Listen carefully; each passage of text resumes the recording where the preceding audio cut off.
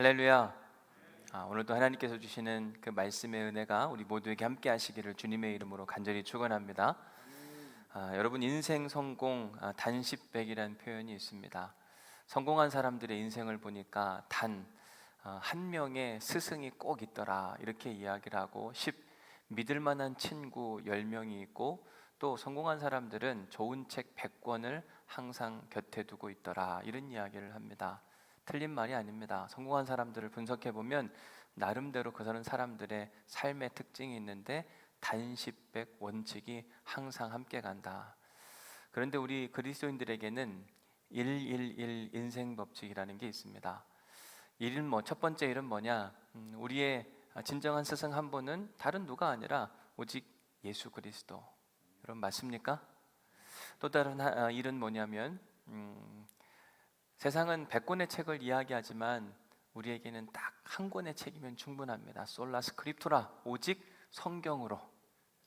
여러분, 성경 한 권이면 충분하죠?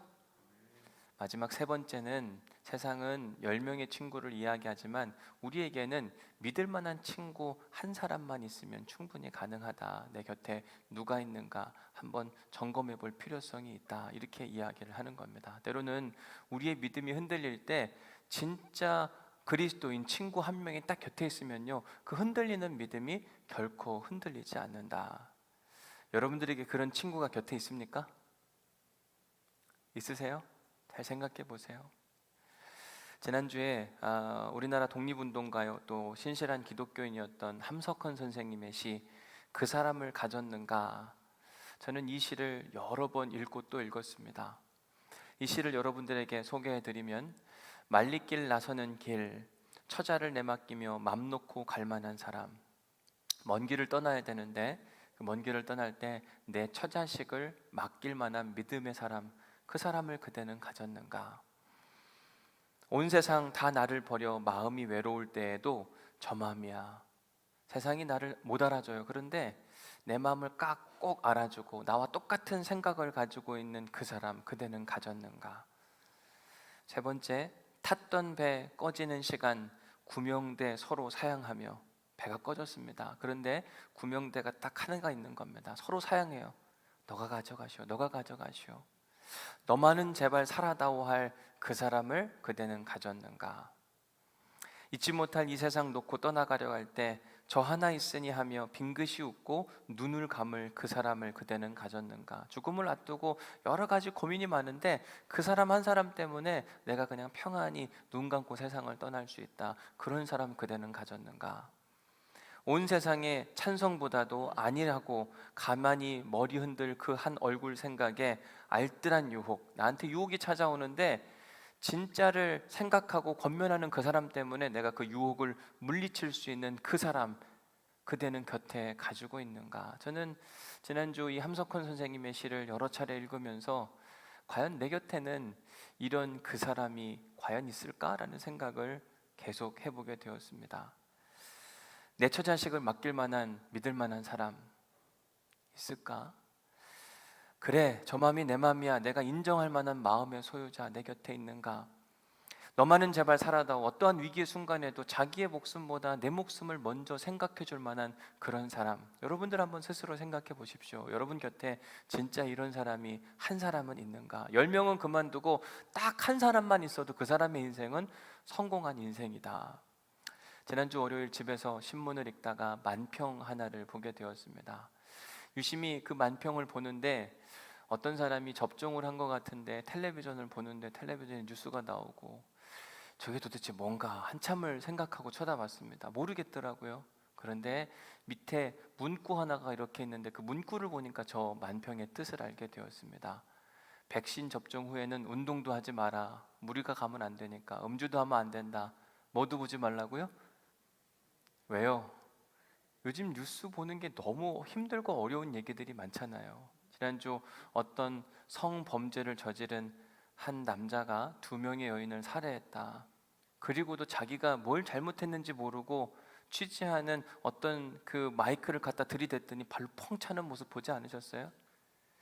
도대체 저 사람한테는 양심이라는 게 있을까? 그런 생각을 해보게 됐습니다. 지난주 경기도에서, 여주에서 10대 학생들이 60대 할머니에게 담배 좀 사달라고 부탁을 했다가 거절을 당하자 그 할머니를 괴롭히는 동영상이 올라오게 됐습니다. 정말 못된 놈들이에요. 그런데 그런 놈들이 있습니다. 아쉬워요. 또 대구에서는 자기를 길러준 친할머니인데 10대 형제가 그 할머니를 해코지한 정도가 아니라 생명을 빼앗았어요. 여러분, 세상 말세 아닌가요? 어쩌면 그럴 수가 있죠? 우리가 사는 세상이 어쩌다 이런 세상까지 되었는가. 일말의 양심도 없는 사람들이 너무너무 많고 해를 거듭하면 거듭할수록 악이 점점 더 심해져가는 세상 가운데 살아가고 있습니다.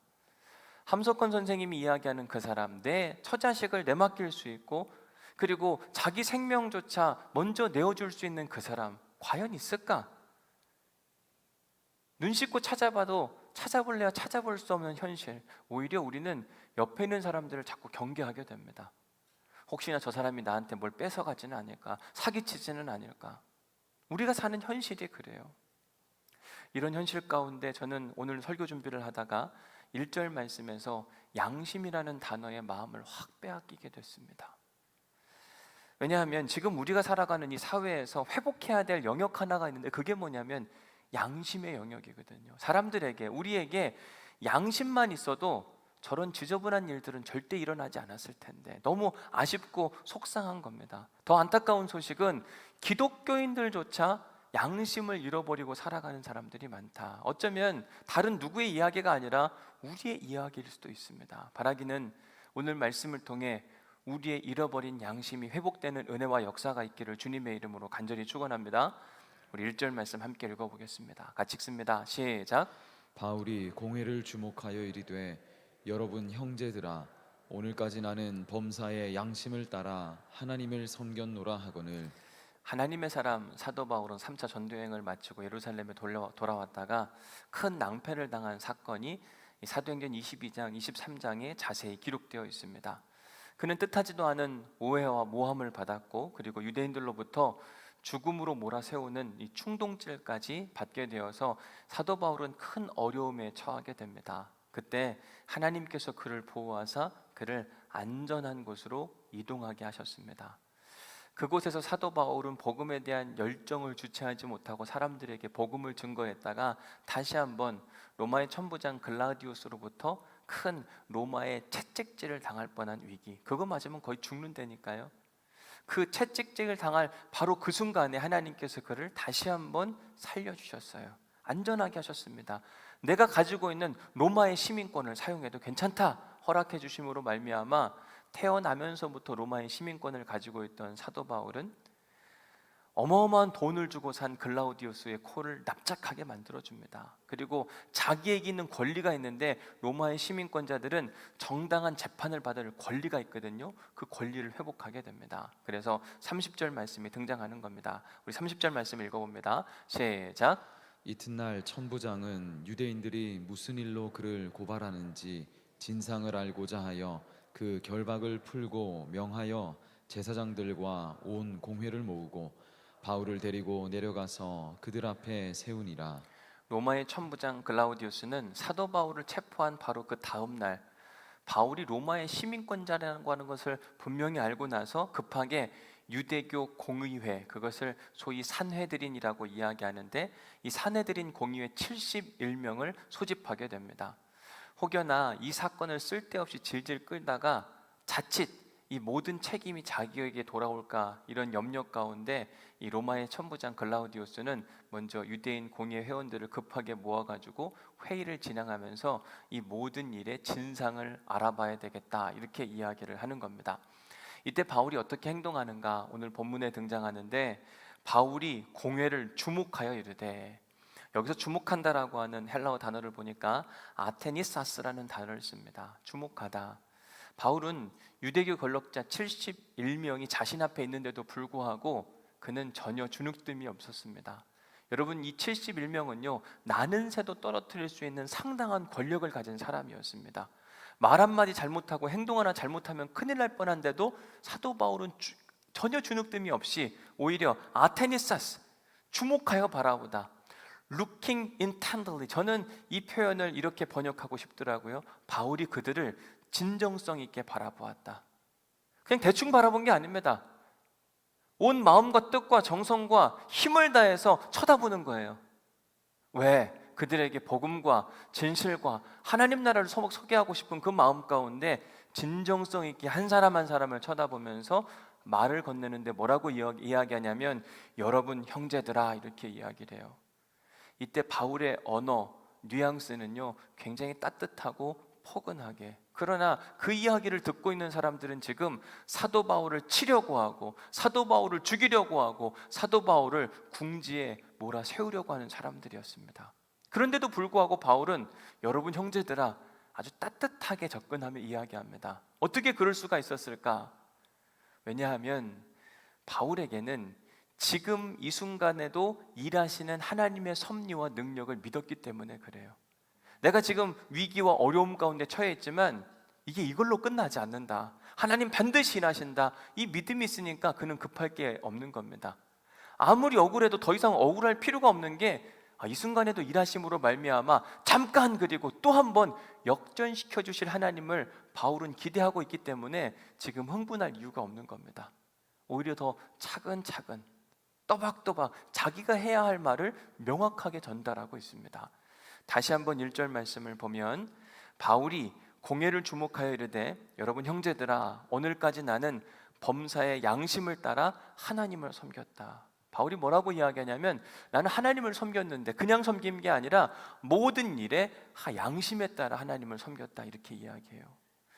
자, 그러면 어떤 분들은 질문할 수 있습니다. 하나님을 섬기는데 양심 없이 행동하는 사람도 있는가? 있더라고요. 어떤 사람이 그런가? 오늘 본문 2절에 나오는 사람입니다. 한번 볼게요. 2절 말씀 시작. 대제사장 아나니아가 바울 곁에 서 있는 사람들에게 그 입을 치라 명하니. 여기 보면 대제사장 아나니아가 등장하는데 대제사장이라고 하는 사람은 구약시대에 하나님께서 세우신 사람이고 이스라엘의 영적 리더의 역할을 하는 사람이었습니다. 이 대제사장을 세울 때는 하나님이 직접 지명하셨어요. 그래서 이 구약에서 최초로 이 대제사장의 역할을 했던 사람이 있는데 하나님이 지명하신 사람, 그 사람이 누군지 기억하세요? 모세의 형이었던 누구예요? 아론이라는 사람이 첫 번째 대제사장이었습니다. 그 이후에 엘르아살, 비느하스, 아비수아 이런 사람들이 하나님께 지명을 받아서 대제사장직을 성실하게 수행을 하게 됩니다. 그런데 로마 제국이 등장하면서부터 대제사장은요 하나님이 세우시지 않았고 로마 제국의 총독이 당신 대제사장 하시오 그러면 그 사람이 대제사장이 되는 거예요. 완전히 달라졌습니다. 그래서 오늘 본문에 등장하는 아나니아라고 하는 사람은 하나님께서 세우신 대제사장이 아닙니다. AD 48년 헤롯 안티파스 2세라고 하는 사람에 의해서 당신 대제사장 하시오 그러니까 그럼 그렇게 하겠습니다 라고 해서 세워진 사람이 이 바로 대제사장 아나니아입니다. 그는 AD 48년부터 AD 59년까지 약 11년 동안 유대 사회에서 대제사장직을 누리게 되는데 그에 대한 역사가 어떻게 평가하고 있는가? 역사학자 요세푸스가 그에 대해서 이렇게 이야기합니다. 대제사장 아나니아는 일반 제사장들로부터 10분의 1의 세를 받아 착복하면서 개인 재산을 불린 사람이었고 그 돈으로 로마 고관들에게 많은 뇌물을 먹였다. 그는 다양한 권모술수와 함께 유대와 예루살렘의 대제사장으로서 친로마 정책을 적극 추진한 인물이다. 그로 인해 유대를 사랑하는 사람들은 아나니아를 대단히 미워했고 AD 66년 로마와의 전쟁 시 아나니아의 집을 불태웠으며 헤롯 궁뜰 도수관 속에 숨어있던 아나니아를 찾아 살해하기도 하였다. 여러분, 역사학자 요세푸스에 의하면 아나니아는 좋은 대제사장이었습니까? 나쁜 놈이었습니까? 아주 나쁜 놈이죠. 착복하고 자기 유대인들을 팔아먹고 고생시키고, 그러나 그는 대제사장이라고 하는 직임을 받았어요. 그가 하나님을 안 믿었냐, 안 섬겼냐? 그는 하나님을 잘 섬기고 믿었던 사람, 하나님을 부정하는 사람이 아니었습니다. 게다가 열심도 있었기 때문에 대제사장직에 오를 수가 있었습니다. 그러나 그는 하나님을 섬기는 것처럼 보이기는 했으나 그의 인생을 보면 비양심적 인생을 살았어요. 행동을 보면 알잖아요. 그가 왜 그랬을까 생각해 보면 자기의 정치적 자리를 인정받기 위해서. 만약 하나님이 그를 세웠다면 그는 하나님의 눈치를 봤을 텐데 그는 하나님의 눈치를 보지 않고 자기를 세워준 로마의 총독의 눈치를 보다 보니 자기의 양심까지 팔아먹고 겉과 속이 다른 인생을 살게 되었습니다. 요즘 등장하는 새로운 언어 중에 표현 중에 하나가 겉바속촉이라는 표현이 있어요. 들어보셨어요? 그게 뭐죠? 겉바속촉? 겉은 바삭하고 속은, 이게 어디다 쓰는 표현입니까? 음식에 쓰는 표현이에요. 어떤 음식이 이런 음식들이 있습니까? 튀긴 음식들이 대부분 다 이러면 맛있잖아요, 그렇죠? 치킨, 그죠? 붕어빵, 핫도그, 도너츠, 이런 건 겉은 바삭한데 속은 촉촉하면 아마 입에 군침이 돕니다. 지금도 막 군침 돌지 않으세요? 음식의 겉바속촉이라고 하는 단어는 아주 재밌고 그리고 좋은 칭찬적 표현입니다. 그러나 인간한테 겉바속촉, 겉과 속이 다르니 그 사람을 조심해라, 이런 표현은요 아주 위험한 표현, 그 사람에 대한 악평 중의 악평이 바로 겉바속촉이에요. 그런 사람들을 경계해라 우리는 이야기합니다. 바울도 마찬가지로 오늘 이렇게 이야기합니다. 회칠한 담을 가지고 있는 그 사람이라고 이야기해요. 바울이 이르되 회칠한 담이요, 누구한테 하는 이야기냐면 대제사장 아나니아에게 하는 이야기예요. 회칠했다, 이 말은 그 당시에 일반적으로 예수님은 회칠한 무덤이라는 표현을 많이 사용했는데, 무덤 안은 시체가 썩어 들어가지만 겉은 아름답게 하얗게 발라낸 모습을 회칠한 무덤이라고 이야기합니다. 겉과 속이 달라진 모습, 그게 누구였냐면 대제사장 아나니아의 모습이었어요. 그는 마치 겉으로는 하나님의 율법을 잘 지켜 행하는 사람, 그러나 속으로는 탐욕과 이기심이 가득한 사람, 일말의 양심도 없는 사람, 자신의 정치적 목적을 위해서라면 거짓과 모함과 오해와 사람들을 충동하는 그런 일들까지 서슴없이 행동하곤 했습니다. 그의 삶이 얼마나 지저분했으면 AD 66년 로마 제국에서 유대인들이 로마 제국에 항거하는 대규모 집회가 열렸는데, 그때 가장 먼저 달려간 곳이 어디냐면 바로 매국노 아나니아의 집에 가서 그의 집을 불살라버렸다. 그의 인생이 너무너무 지저분했기 때문에. 그가 뭘 그렇게 잘못했길래 그랬나? 오늘 본문 2절 말씀을 다시 한번 보겠습니다. 한번 읽어볼까요? 시작.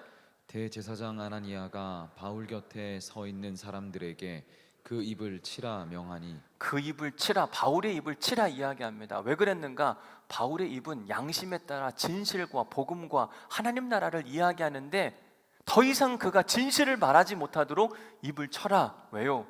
어둠의 권세들은 진실을 싫어하거든요. 계속해서 진실이 선포되어지면 어둠, 그들 안에 있는 탐욕과 거짓이 다 드러나기 뻔하기 때문에 탐욕의 사람, 양심이 없는 인생을 살았던 아나니아는 그 입을 치라, 닫게 하라, 이렇게 이야기를 합니다.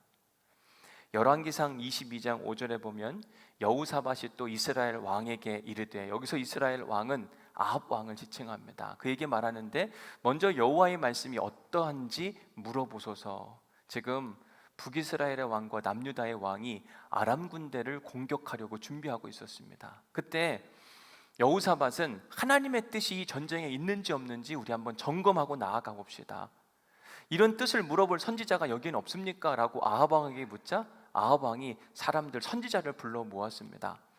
이스라엘 왕이 이에 선지자 몇 명을 모았어요? 400명을 모았습니다. 그들에게 묻습니다. 내가 길앗 라못에 가서 싸우랴 말랴? 그들이 이야기합니다. 왕이시여 올라가소서, 주께서 그 성읍을 왕의 손에 넘기시리이다. 아합 왕은 너무 행복하고 좋았습니다. 왜? 모든 선지자가 자기가 원하는 것을 응원하고 지지했기 때문에. 그런데 여호사밧이 생각하기에 너무 이상한 겁니다. 어떻게 모든 선지자가 다 한 목소리를 낼 수가 있는가? 혹여나 다른 목소리가 있지도 않을까라고 하는 마음 가운데 다음과 같이 묻게 됩니다. 우리 한번 열왕기상 22장 7절 말씀 읽어볼까요? 시작. 여호사밧이 이르되 이 외에 우리가 물을 만한 여호와의 선지자가 여기 있지 아니하니이까. 그때 아합 왕이 불편하지만 한 사람을 이야기하는데 이스라엘 왕이 여호사밧에게 이르되 아직도 이물라의 아들 미가야 한 사람이 있으니, 근데 그 사람을 안 불렀어요. 왜? 그는 평상시에 물어보면 항상 아합 왕의 반대 이야기를 하는 겁니다. 그래서 그가 이야기하기를 그는 내게 대하여 길한 일은 예언하지 않냐고, 좋은 얘기는 단 한 번도 하지 않고 나쁜 얘기만 하니까 내가 그 사람을 미워할 수밖에 없다. 그러자 여호사밧이 하는 이야기가 어떻게 하나님의 선지자를 미워할 수가 있습니까? 그러시면 안 됩니다. 그에게도 물어보는 게 좋겠습니다 라고 이야기해서 아합 왕이 미가야를 데리고 오라고 이야기합니다. 그래서 물어봐요. 내가 이 전쟁에 나갈까 말까? 그때 미가야가 이렇게 이야기합니다. 어떻게 이야기하죠? 올라가라고 합니까? 올라가지 말라 그럽니까? 올라가라 그래요. 그런데 그 다음 이야기가 중요하죠. 아합 왕이 막 너무 좋아서 너는 어떻게 이번에는 나한테 좋은 이야기를 하느냐? 그럴 때 미가야가 했던 이야기가 있습니다. 뭐라고 이야기해요? 올라가면 당신은 이 전쟁에서 죽을 것입니다. 아합 왕이 대노를 하죠. 그리고 나서 22장 24절 말씀 읽어볼게요. 시작. 그나아나의 아들 시드기야가 가까이 와서 미가야의 뺨을 치며 이르되 여호와의 영이 나를 떠나 어디로 가서 내게 말씀하시더냐. 옳은 이야기, 바른 이야기, 진실의 이야기, 양심의 이야기를 쏟아냈던 미가야의 뺨을 치는 겁니다. 왜? 진실을 덮고 가두기 위해서. 여러분, 양심 없는 인간들의 특징 중 하나가 뭐냐면 거짓과 탐욕을 감추기 위해서라면 극단적 행동도 서슴지를 않는다. 앞뒤를 가리지 않습니다. 그러나 빛의 자녀, 하나님의 사람들은 아무리 어려운 상황이 자기에게 닥친다 할지라도 자기 안에 하나님이 주신 양심, 거룩한 마음을 절대 포기하지를 않아요. 에스더서 4장 16절에 보면 우리가 잘 아는 죽으면 죽으리이다 이런 표현을 하게 됩니다. 한번 읽어볼까요? 시작. 당신은 가서 수산에 있는 유다인을 다 모으고 나를 위하여 금식하되 밤낮 3일을 먹지도 말고 마시지도 마소서. 나도 나의 시녀와 더불어 이렇게 금식한 후에 규례를 어기고 왕에게 나아가리니 죽으면 죽으리이다 하니라. 이스라엘 백성들이 나라가 망하고 포로로 잡혀갔을 때 바사 제국에 있었던 그 위기의 순간의 이야기를 에스더서는 이야기를 합니다. 하만이라고 하는 장군이 등장해서 모르드게라는 사람을 모함하고 그리고 유대인들을 다 죽음으로 몰아세우려고 했던 그 이야기가 에스더에 담겨져 있는데, 이 사실을 알게 된 모르드게는 하나님의 은혜 가운데 이 아하수에로 왕의 왕후로 들어가게 된 에스더에게 이런 요청을 합니다. 우리 유대민족이 죽게 되었으니 당신이 왕에게 나아가 우리의 억울함을 풀어달라 이야기해요. 그때 에스더가 뭐라고 이야기하냐면, 내가 왕의 요청도 없이 나아갔다고 내가 죽을 수도 있는데 내가 어떻게 나아갈 수가 있겠습니까? 그때 모르드게 이야기합니다. 이때를 위함이 아닌가 한번 생각해 보십시오. 왜 하나님께서 당신을 이 아하수에로 왕의 왕비로 드렸겠습니까? 당신이 우리를 위해서 이 일을 해줘야만 합니다. 이때 에스더는 양심이 찔리는 거죠. 그 얘기를 들으니까 나 혼자 살겠다고 지금 모든 유대 민족을 버리는 게 맞는가?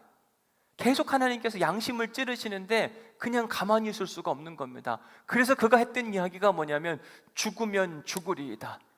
내 양심과 생명 절대로 바꿀 수가 없다 이렇게 생각하고 있었는데 나는 내 양심을 절대로 포기하지 못한다. 내가 죽을 수 있다 할지라도 내 하나님께서 주신 거룩한 양심만큼은 끝까지 한번 지켜가 보리라. 하나님의 사람들은 항상 하나님이 자기에게 주신 거룩한 양심을 포기하지 않아요. 바울도 마찬가지였습니다. 오늘 본문에서 오늘까지 나는 범사의 양심을 따라 하나님을 섬겼노라. 바울은요 AD 32년 다메섹으로 가는 길에 부활하신 주님을 만났어요. 그때부터 오늘까지 나는 매사의 모든 일을 양심에 따라 행했다. 물론 사도 바울도 인간인지라 죄도 짓고 실수도 하고 넘어지고 그리고 어느 때는 비양심적으로 말을 하거나 행동을 한 적도 많았을 겁니다. 왜요? 인간이니까. 그런데 바울은요 진실을 말할 수 있는 용기가 있었어요. 로마서 7장 19절에 보면 이렇게 이야기합니다. 내가 원하는 바 선은 행하지 아니하고, 바울은 하나님을 알고 나서부터 계속 하나님이 기뻐하시는 일을 하고 싶었거든요. 근데 그가 뭐라고 고백하는가? 도리어 나는 선을 원하는데 나도 모르게 어느 순간 내가 악한 일을 하고 있었다. 양심이 없는 사람은 내가 잘못한 걸 잘 몰라요. 그걸 감추기에 급급합니다. 그런데 양심이 살아있었던 사도 바울은 자기 스스로를 솔직하게 고백합니다. 나는 선한 일을 하고 싶었는데 그렇지 못한 경우들이 한두 번이 아니었다. 그러면서 자기 자신을 뭐라고 이야기하는가? 오호라 나는 곤고한 사람이로다. 이 사망의 몸에서, 이 죽음의 몸에서 누가 나를 건져낼 것인가? 여러분, 양심 있는 사람은 죄를 안 짓는다는 이야기가 아닙니다. 양심 있는 사람은 자기가 누구인지를 알고 자신의 연약함과 부족함을 하나님과 사람들 앞에서 솔직하게 드러낼 줄 아는 사람. 바울은 어떤 결정을 하는 데 있어서 양심의 거리낌이 찾아오잖아요. 이걸 해도 될까? 안 해야 될까? 이런 갈등이 찾아오게 되면 그런 일은 반드시 멈추게 됩니다. 왜? 그 말은 그건 하면 안 되는 거예요. 그러니까 고민과 갈등이 생기는 거 아닐까요? 그래서 고린도 전서 8장에 보면 우상 숭배에 대한 제물 먹는 이야기가 나와요. 사람들이 이거 먹어야 되냐 말아야 되냐 막 고민하고 갈등하잖아요. 그때 했던 이야기 같이 읽어봅니다. 시작. 그러므로 만일 음식이 내 형제를 실족하게 한다면 나는 영원히 고기를 먹지 아니하여 내 형제를 실족하지 않게 하리라. 고린도 교회에 서로가 갑론을박합니다. 우상에게 바친 제물 먹어도 되냐 안 되냐. 바울의 믿음은 확실했어요. 하나님이 그 우상을 이길 수 있다. 아니, 하나님이 만들어 놓으신 것 중에 부정한 게 어딨냐. 괜찮다, 다 먹어도 된다. 우리는 하나님의 사람이 아니냐. 그러나 내가 이 일을 행함으로 말미암아 누군가 실족한다면 나는 평생 고기를 먹지 않아도 괜찮다. 안 먹겠다 단언을 합니다. 바울은 양심의 갈등이 찾아오거나 공동체의 갈등이 찾아오면 포기하는 거예요. 내려놓는 겁니다. 끝까지 난 이게 옳다고 주장하지도 않아요. 사도행전 24장 16절에 보니 이것으로 말미암아 나도 하나님과 사람에 대하여 양심의 거리낌이 없기를 힘쓰나이다. 바울은요 평생토록 주님과 함께 동행하기 시작하면서부터는 양심이 거리끼는 일은 쳐다보지도 않고 그 일과 함께 끊임없이 싸우려고 하는 모습을 보게 돼요. 그러나 오늘 본문에 등장하는 대제사장 아나니아는 달랐습니다. 양심에 거리낌이 있다 할지라도 자신의 정치적인 목적을 위해서라면 그는 그 목적을 달성하기 위해서 수단과 방법을 가리지 않고 무조건 다 했습니다. 그런 사람을 하나님께서 어떻게 대하시는가? 3절 말씀에 보니 바울이 이르되 회칠한다며 하나님이 너를 치시리로다. 여러분, 양심 없이 사는 사람들은 하나님이 반드시 그를 치게 되어 있다. 이게 바로 성경적 원리예요. 그리고 성경 안에 이런 이야기들이 너무너무 자주 등장합니다. 예를 들어서 여호수아 7장 25절에 보면 아간에 대한 이야기가 나오는데 아간은 하나님이 하지 말라고 하는 노획물 중에 일부를 살짝 빼놓았던 양심 없는 행동을 하게 됩니다. 그 결과 뭐냐? 이스라엘이 그를 돌로 치고 양심 없는 인생을 살았더니 하나님께서 돌에 맞아 죽게 하셨어요. 뿐만 아니라 사무엘상 15장 26절에 보면 사무엘이 사울에게 이르되 나는 왕과 함께 돌아가지 아니하리니 이는 왕이 여호와의 말씀을 버렸으므로. 분명 이때에도 하나님이 하지 말라는 일을 했는데 사울이라고 하는 왕은 자기가 원하는 대로 자기가 하고 싶은 대로 비양심적 행동을 서슴없이 했습니다. 그로 말미암아 여호와께서 왕을 버려. 요한복음 12장에 보면 이렇게 말하면 가난한 자들을 생각함이 아니요 그는 도둑이라. 여기서 그가 누굽니까? 가룟 유다를 이야기해요. 예수님의 제자 중에 한 사람이었던 가룟 유다가 겉으로 말하는 것과 속에 가지고 있었던 마음의 생각이 달랐더니 그를 향해서 뭐라고 이야기하냐면 도둑이라고 이야기합니다. 결국 그 가룟 유다 예수님 팔고 나중에 어떻게 하죠? 자기 스스로 목숨을 끊어버리는 안타까운 현실을 보게 됩니다. 사도행전 5장에 보면 아나니아와 삽비라라는 사람에 대한 이야기를 하는데 그들이 자기의 소유를 팔아서 얼마를 감춤해. 이것이 다냐라고 물을 때 그들은 양심을 속이고 얘 단대요. 결국 그 일로 말미암아 아나니아와 삽비라가 함께 세상을 떠나게 됩니다. 여러분, 비양심적 삶을 살았던 사람들의 결말은 한결같아요. 뭐냐면 사망입니다. 죽음이에요. 자살을 하든지 내팽개침을 당하든지 아니면 징계로 인해 죽음을 당하든지. 이게 바로 신앙적 원리. 우리는 성경을 우리에게 가장 중요한 가치 있는 책으로 여기기 때문에 성경을 읽다 보면 이런 이야기가 너무너무 자주 나타나서 이 사실, 신앙적 원리를 잘 알고 있어요. 양심에 화인 맞은 인생을 살게 되면 그 사람의 인생 결국은 죽음이다, 사망이다. 그 사실을 우리가 잘 아는데도 불구하고 신기하게도 우리는 사도 바울의 인생, 양심을 따라 하나님을 섬기는 사람들이 아니라 어느 때 보면 나도 모르게 대제사장 아나니아의 길을 걸어가는 믿음의 사람들이 종종 있곤 해요. 그게 우리의 모습은 아닐까? 오늘 설교 서두에 함석헌 선생님의 시 그 사람을 그대 가졌는가? 만약 아나니아와 삽비라 이야기에서 둘 중에 한 사람이라도 하나님이 주시는 거룩한 양심을 가지고 살았다고 한다면 그 가정에 그런 비극은 일어나지 않았을 텐데 아쉬운 마음이 들더라고요. 너도 하니까 나도 한다. 이게 우리가 살아가는 삶의 모습입니다. 양심이 밥 먹여주냐? 여러분, 양심이 밥을 먹여주지는 않습니다. 양심껏 살면 오히려 손해를 보고 오히려 불편한 일들이 훨씬 더 많습니다. 그러나 하나님이 관심하고 주목하는 사람은 누구냐면 양심을 따라 사는 사람이에요. 양심의 가치를 두고 양심 있는 삶을 사는 사람들이 지금도 하나님께서 관심하고 있습니다. 그러나 예나 지금이나 양심을 따라 사는 사람은 소수이고 비양심적 삶을 사는 사람들은 다수입니다. 오늘 본문만 봐도 그래요. 양심을 따라 사는 사도 바울은 한 사람이었고 비양심적 삶을 살았던 유대교의 권력자 사내들인 공의회 회원이 몇 명이라고 그랬습니까?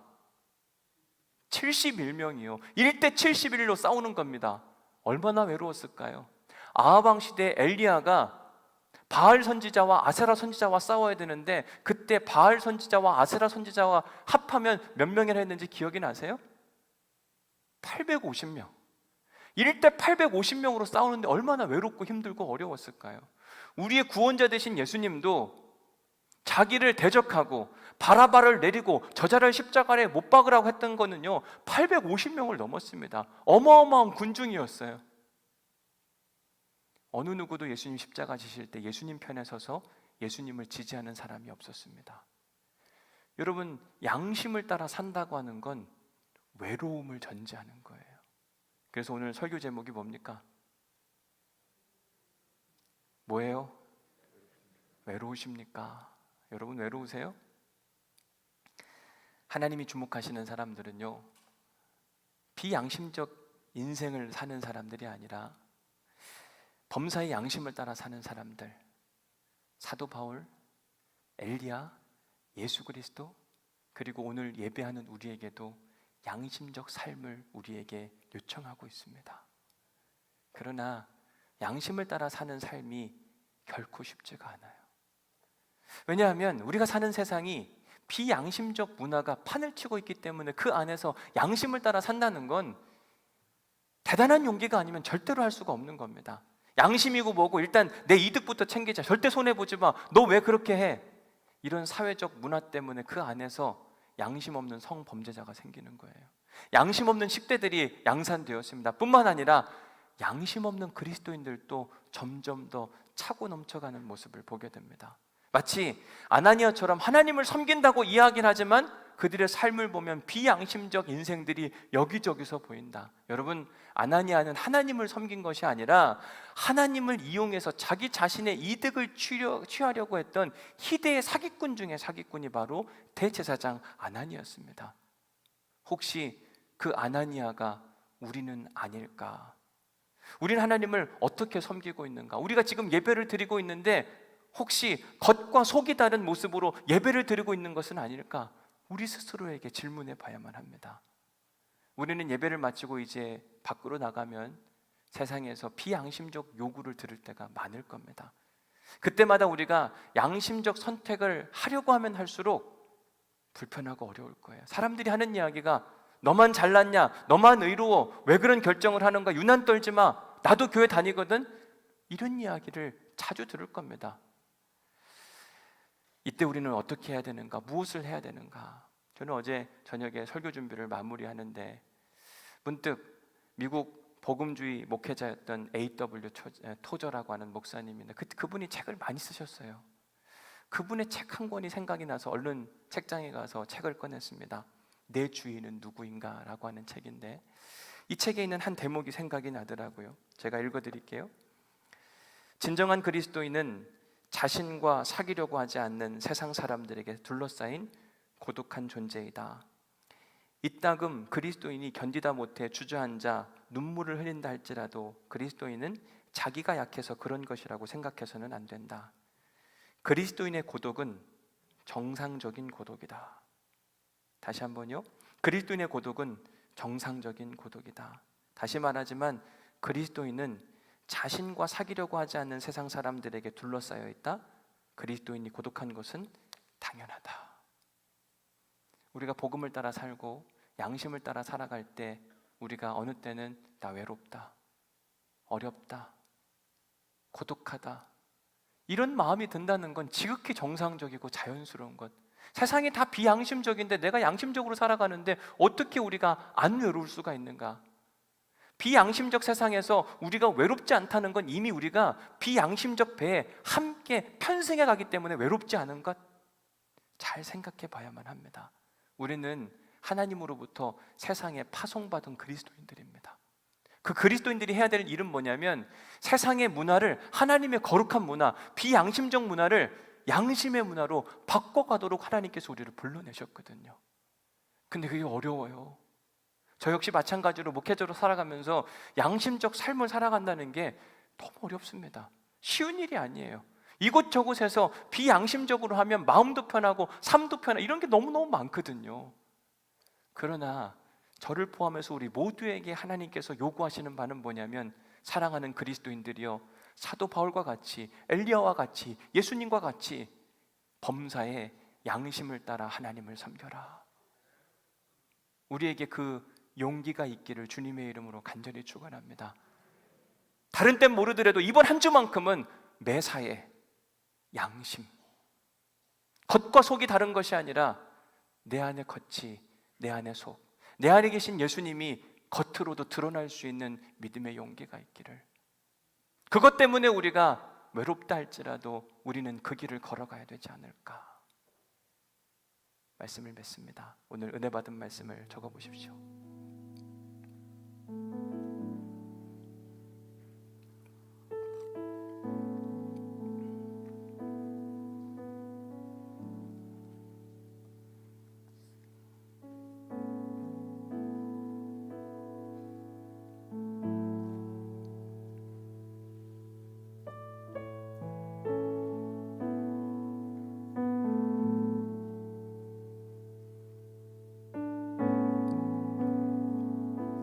두 번째 질문은 겉, 바, 속, 촉. 이게 무슨 뜻이라고 그랬죠? 겉은 바삭한데 속은 촉촉하다. 그런데 사람한테 쓰이면 최악의 이야기예요. 겉과 속이 다르지 않은가. 이런 얘기하면 어떤 분들은 자기 안에 있는 속에 있는 걸 다 꺼집어 내야 된다고 생각해요. 내 안에 막 화가 많아요. 난 화를 내고 살 것이다. 결론을 이렇게 가면 진짜 이상해지는 겁니다. 그렇죠? 내 안에 거짓이 많으니까 난 거짓을 갖고 살아가겠다. 이러면 진짜 이상해지는 거예요.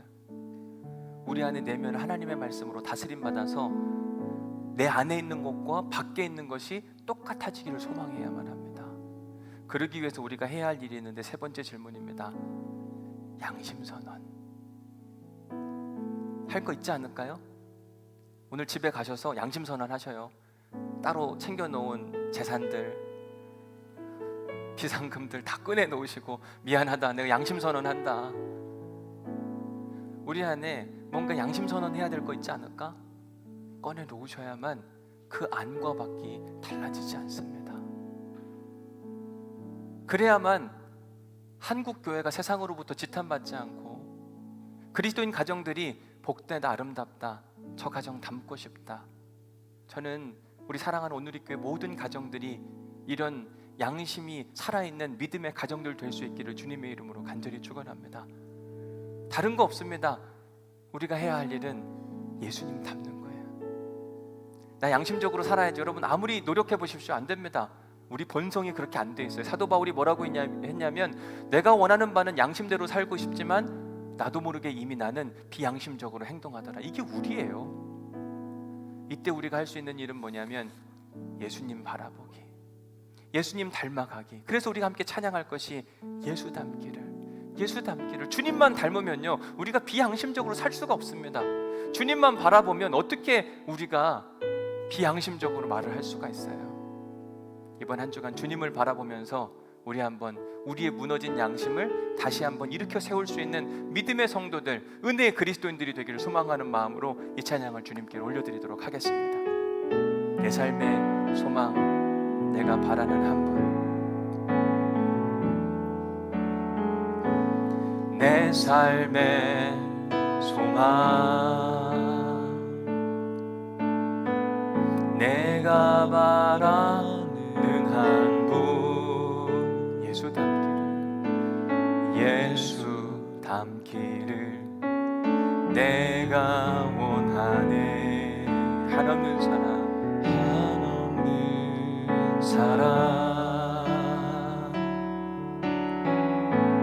풍성한 긍휼,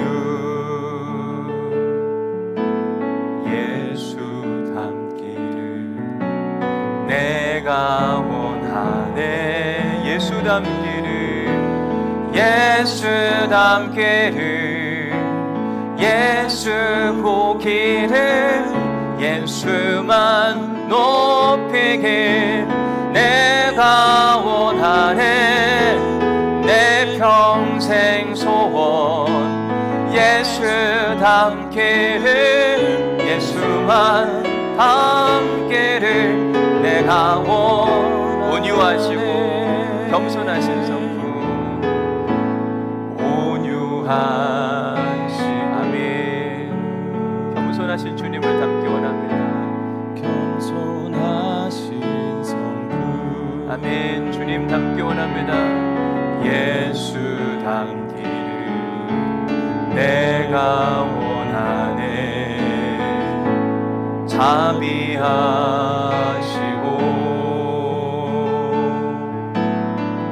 위로자 되신 주, 예수 닮기를, 아멘. 우리 다 함께 자리에서 일어나셔서 찬양할까요? 주님 닮기를 소망합니다. 예수 닮기를, 예수 보기를, 예수만 높이길 내가 원하네. 내 평생 소원, 예수 닮기를, 예수만 닮기를 내가 완전하신 예수, 완전하신 예수,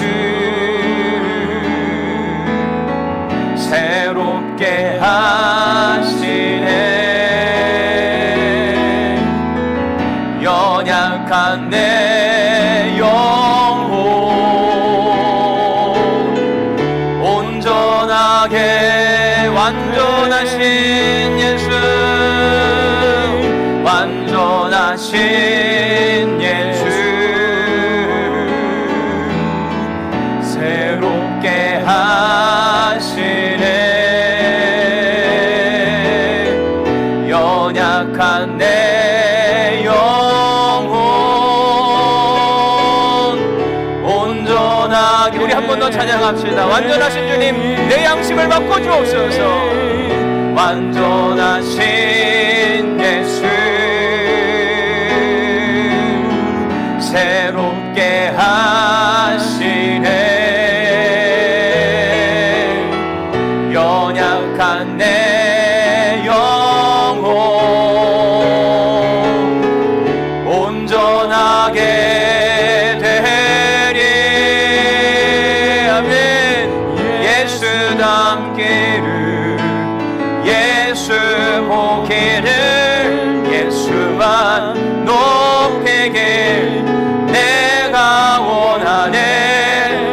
내 평생 소원, 예수 닮기를, 예수만 닮기를 내가 예수 닮기를, 예수 닮기를, 예수 보기를, 예수만 높이길 내가 원하네. 내 평생 소원 예수 닮기를, 예수만 닮기를 내가 원하네. 예수 닮기를, 예수 보기를, 예수만 높이길 내가 원하네. 내 평생 소원 예수 닮기를, 예수만 닮기를 내가 원하네. 하나님, 우리가 주님을 닮고 싶습니다. 주님은 하나님의 양심에 따라 십자가를 지셨습니다. 바울은 범사에 양심에 따라 하나님을 섬겼습니다. 하나님, 우리에게도 바울과 같은 신앙, 예수님과 같은 신앙이 있기를 소망합니다. 이번 한 주간 예수님을 바라보고 나아갈 때에 우리에게 양심이 회복되어지게 하여 주옵소서. 한국교회를 통하여 한국사회가 변화되어질 수 있도록 도우시고 축복하여 주옵소서. 우리를 사용하옵소서. 우리를 사용하여 주옵소서. 우리를 바꿔주옵소서.